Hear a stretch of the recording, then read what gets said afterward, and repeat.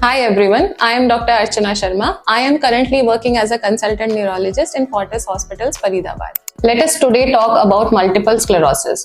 Multiple sclerosis is a neurological condition जिसमें क्या होता है, आपके ब्रेन के जो नर्व सेल्स न्यूरॉन्स होते हैं, इनके ऊपर एक इंसुलेशन की तरह एक कवरिंग होती है जिसको माइलिन शीथ बोला जाता है। Because of some auto immune problems, इसके कारण क्या होता है कि ये जो ब्रेन के जो न्यूरॉन्स की जो माइलिन शीथ होती है, इसमें इन्फ्लेमेशन, सूजन आनी स्टार्ट हो जाती है। एंड उसके कारण क्या होता है कि आपकी नर्व्स का जो मेन काम होता है, कंडक्शन ऑफ सिग्नल्स, उसमें प्रॉब्लम आने लगती है। ये एक न्यूरोलॉजिकल कंडीशन है, बहुत स्लोली स्लोली स्टार्ट होती है।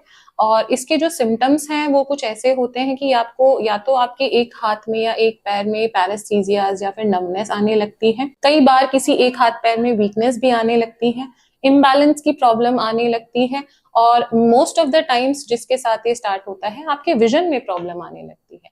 आपकी एक आंख की या आपकी दोनों आंखों की विजन धीरे धीरे करके कम होने लगती है। आपके जो कलर्स आपको दिखते हैं वो हल्के हल्के फेडेड से दिखने लगते हैं। ये होते हैं सिम्टम्स जो कि पेशेंट बहुत इजीली कंप्लेन कर सकता है। Apart from these very conspicuous symptoms, there are certain symptoms जो कि इनविजिबल होते हैं, and most of the times ये सिम्टम्स पहले आ जाते हैं। एंड फॉर एग्जाम्पल, कॉन्स्टिपेशन रहना, फटीग रहना, बहुत ज्यादा थकान रहती है, हाथ पैरों में कभी कभी एकदम झंझनाहट होती है और फिर ठीक हो जाती है, सेक्सुअल डिसफंक्शन होना, डिजीनेस होना, ये सारे इसके इनविजिबल सिम्टम्स होते हैं। When we will talk about कि इसको पता कैसे लगाया जाता है, तो there is no particular diagnostic test कि आज हमने ये टेस्ट करा लिया and we can say that this is multiple sclerosis. It is a diagnosis of exclusion, but when you are making this diagnosis, you have to go through a detailed history, detailed medical examination and few of the investigations.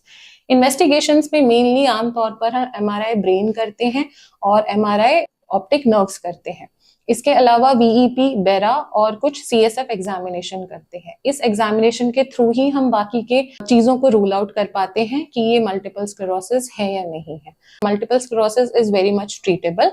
हमारी science इतनी advance हो गई है कि इसके लिए अब इतनी सारी दवाइयां मार्केट में उपलब्ध हैं कि ये बहुत इजीली ठीक हो सकता है। इसकी कुछ ओरल मेडिकेशंस आती हैं जो कि मुंह से लेनी होती हैं और धीरे धीरे करके वो काम करती हैं।